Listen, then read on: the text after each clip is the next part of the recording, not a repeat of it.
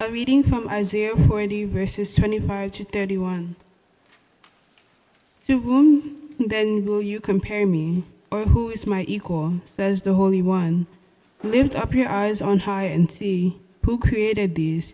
He who brings out their hosts and numbers them, calling them all by name, because he is great in strength, mighty in power, not one is missing.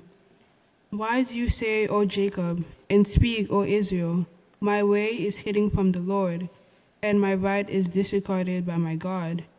Have you not known, have you not heard? The Lord is the everlasting God, the creator of the ends of the earth. He does not faint or grow weary. His understanding is unsearchable. He gives power to the faint and strengthens the powerless. Even youths will faint and be weary, and the young will fall exhausted.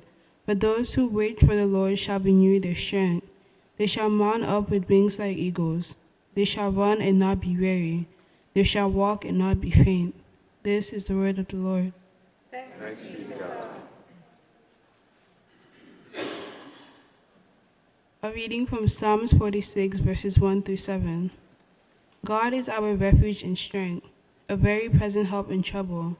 Therefore we will not fear, though the earth should change, though the mountains shake in the heart of the sea, though its waters roar and foam, though the mountains tremble with tumult.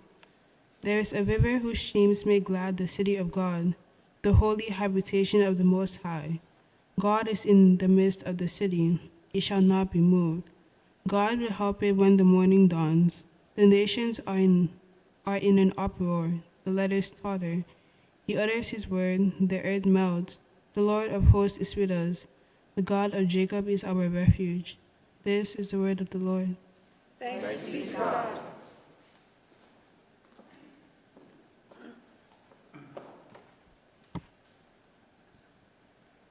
Strength takes many forms.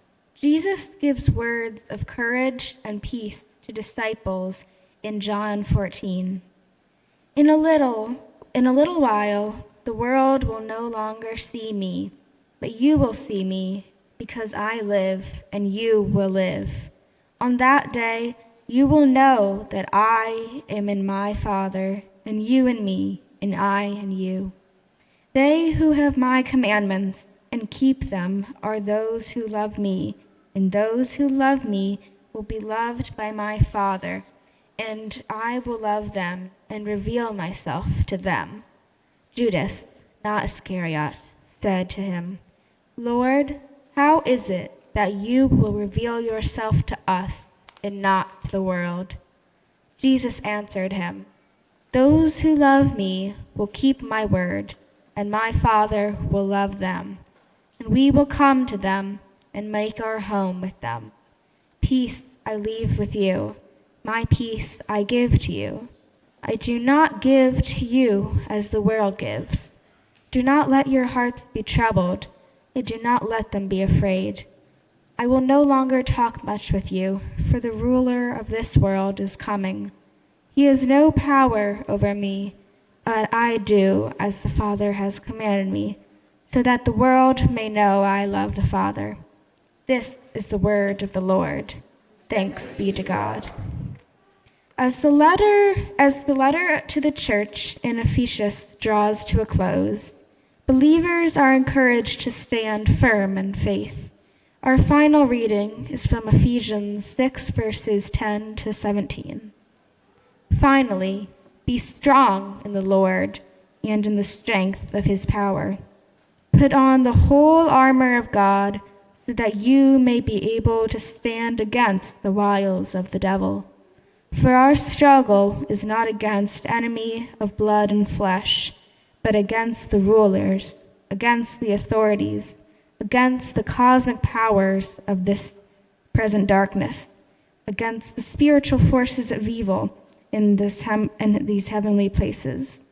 Therefore, take up the whole armor of God, so that you may be able to stand firm. Stand therefore, and fasten the belt of truth around your waist, and as shoes for your feet, put on whatever will make you ready to proclaim the gospel of peace. With all of these, take the shield of faith, with which you will be able to quench all the flaming arrows of the evil one. Take the helmet of salvation and the sword of the Spirit, which is the word of the Lord. This is the word of the Lord. Thanks be to God. Our skit is about how we can find strength and power through the cross of Jesus.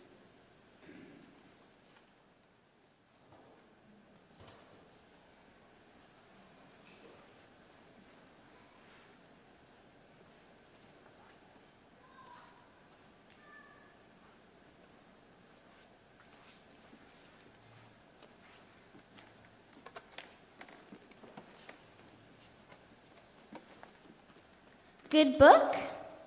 Yeah, it's all about finding strength through the cross. Cool. And And what? how do you find strength through the cross? Well, it says here. What are you guys doing? Learning that there is strength to be found through the cross. Really? I've always wanted to know about that. Well, looking in the book, it says here that.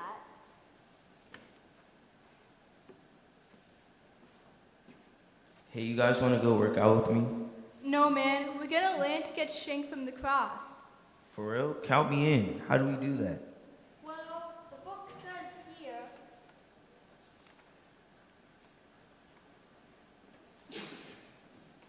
Hey, you bunch of bookworms. You're wasting a perfectly spectacular day, you know. Shh. We're trying to get strong here. I heard a song in church last week that said, God is our strong armor, our shelter, our strong tower. He is the sword for the fight, so we can get our strength through the cross. Yeah, and another chapter here says how to get others to find strength through the cross. To get others to find their strength in the cross, you must tell others how you found your strength.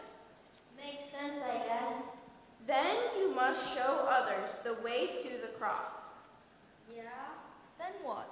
Then, keep studying why the cross means strength. Oh, brother, I am getting confused. Well, the cross of Jesus must have been strong to hold him, right? Yeah, it was only built of wooden nails. Aren't there all kinds of crosses? Metal, steel? Yeah, even designer ones, like ones worn as a necklace. Maybe it means that no matter what the cross is made with, Jesus made with means that the cross reminds us of our connection with Jesus, which means we have a connection with God. I think I'm starting to get it. Okay, explain. It's not about what the cross is made of, or if it is weak or strong. Yeah, go on. There are crosses everywhere, and they are symbols of God's offering to us to help us. When we see one, wear one, visit one in a cemetery, we are reminded of the strength and power of God to have Jesus die on a cross. He died to give us strength and to have a strong faith in Him. Got it. Even when we feel weak or things aren't going the way we want them, we can come to church, pray, see the cross, and be reminded that we have been given strength through Jesus to handle whatever comes our way. Exactly. The cross can remind us of how strong we can be as Christians. Oh, I get it. Symbolism. Yeah, the cross can also remind us to have the courage and strength of faith to bring others to see the cross as we see it. Sounds easy. Strength and faith that could come through the cross. Symbolism again, right? Sure, but we talk in school about walls being built, and we also talk about tearing down walls. Humans seem to like building imaginary walls between others also. What are some walls that would keep other people from coming to the cross and discovering how to find a strong faith? Fear, anger, or misunderstanding? Prejudice, guilt, not trusting ourselves. All of those things. What could we do to tear down these walls?